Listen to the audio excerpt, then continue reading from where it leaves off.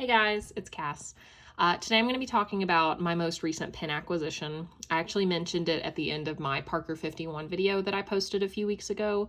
It was a vintage Sheaffer fountain pen. I ordered it off Peyton Street Pens. I got it in. It was a Sheaffer Valiant Snorkel from the 50s, and it wrote okay. Ultimately, it didn't work out. It was scratchy. I tried to smooth it. I did get it smooth. Writing really well, actually. Like, if you're writing at like a normal angle, it writes great. But the tines were not, they weren't misaligned, but they were crooked. Like the nib, like the feed was straight, but then the nib kind of veered off to the right. And then the slit was also not even. So one tine was wider than the other, and I believe that was causing the scratching that I couldn't fix. So if you like tilt the nib to the right, it like tears the paper, and I couldn't fix it. If you don't tilt it to the right, it writes like a dream, but I often tilt my nibs when I write, so it just wasn't going to work out for me. So because I loved the looks of it so much, and the nib, the look of the nib anyway, I really wanted another one. So I couldn't return that one because I had messed with the nib. So I just bought another one. I'll probably try to sell the first one eventually. Like I said, it writes great with a normal writing angle, but if you turn it too much to the right, it will start to scratch. So I'll probably sell it for like a discounted price. I don't know. But anyway, I'm going to talk about the second one I ordered because it is perfect. So I've got it. It's in here. It's in my little rickshaw bagworks Barrister Harris Tweed case. Just let you look at that because I love this case. It is so beautiful. I love this material. It's so pretty. But anyway, I have my vintage fountain pens in this case. I just have two, obviously. My little Parker 51 and my Sheaffer. So this is the second pen that I ordered. The first one was the Valiant Snorkel. This one was technically listed as a TM signature pen, which I guess just means that whenever Sheaffer released it, you could... Oh my gosh, this is the wrong pen. Okay, hold on. That's the wrong pen. This is the right pen. Okay, there's no signature on there. I swapped the caps. So this is the correct pen, which I actually was gonna... I think I was planning on showing the tines. I'm not gonna do that now. But anyway, so here's the correct pen.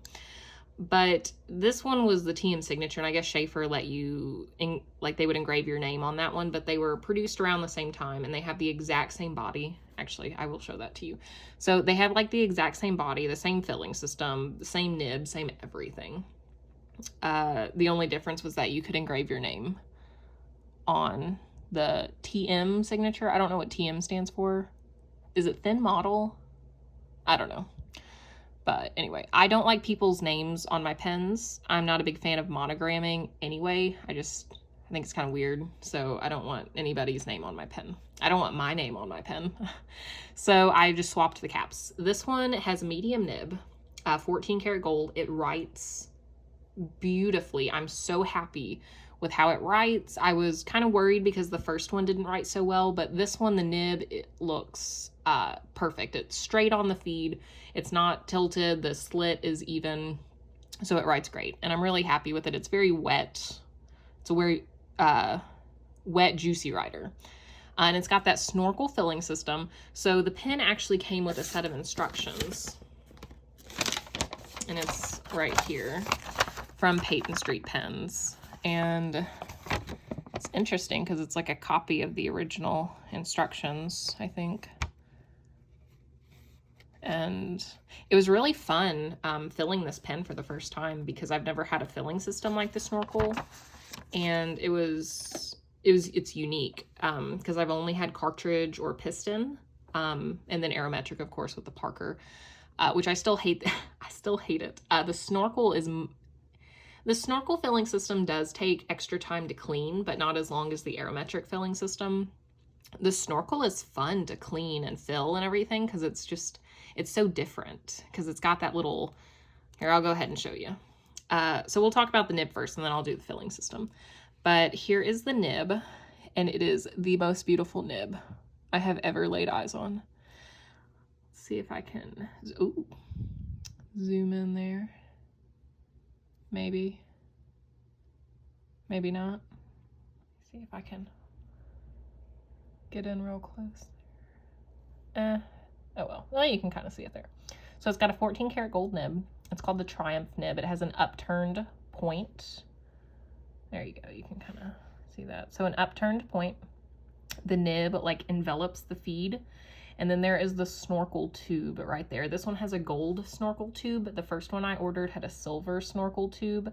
I don't know if one is rarer than the other, or I don't know if the gold snorkel tube is like plated actual gold or if it's just colored gold. I don't really care.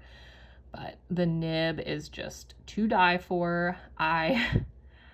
This nib is just so freaking beautiful. It is, I love the two-tone. I love the shape, the upturned nib. This pen is just absolutely gorgeous. And it writes great, like I said. And then here's the section. It's got like a ribbed section for grip, and then the silver threads here. And then here's the inscription. Washington Sheaffer Pen Co., Fort Madison, Iowa, USA, made in USA. And then here is the blind cap.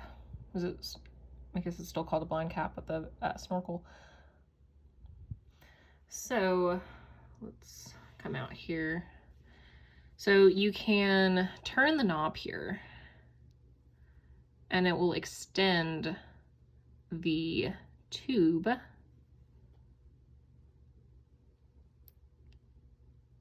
And that's like a little hole in the top of the tube. That's not like ink or anything. And then you would pull this out and then stick it in the ink and then push it back in. And the instructions specifically say you don't have to dip the tip of the nib in the ink. The nib stays clean, which is really nice because it eliminates like having to wipe the nib off. So you just stick the tip of the snorkel in the ink, push the thing down after you pull it out, and it sucks up the ink, and then you can just twist it back in and it just goes back in like that. It's very smooth. It feels like it's not like super easy to turn, which I think it's meant to be like that so it doesn't like accidentally come undone, but it's a very fluid, easy motion. There's no like catches or anything, which they restored this pen, so it should work. They said it would work, so it should work. But anyway, that's the filling system, and I'm really happy to own a snorkel pen because, like I said, it's such a unique filling system. I really enjoy filling this pen, cleaning it out, because it's so different from anything else I have. It feels like a more, I don't know if intimate is too awkward of a word for this, but fountain pens in general to me are intimate. It's an intimate experience to write with a fountain pen because they're just so different.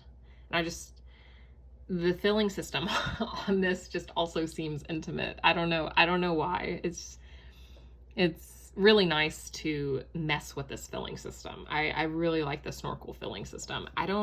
Is Sheaffer the only one who had the snorkel? I'm not sure. Probably should have looked that up before I made the video, but they might be the only ones who had the snorkel. I don't know. Anyway, let's do a writing sample on Tomoe. So I have this inked up with Dea Trementis Tungsten Purple. Like I said, it's a very wet, smooth writer. Let's get to a blank page in my notebook. This is an endless recorder, I think, or the author creations, I don't know. And let's get a little more light because my hand will make a shadow.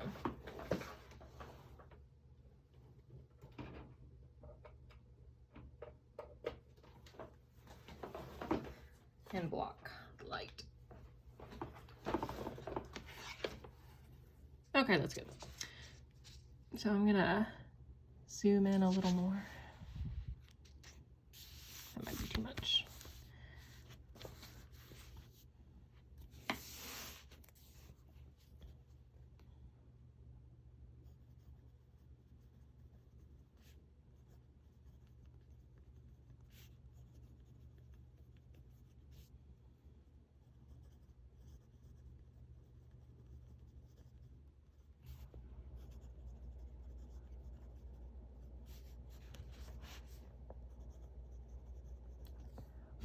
Sorry if you can hear my dishwasher in the background. We are washing some dishes right now.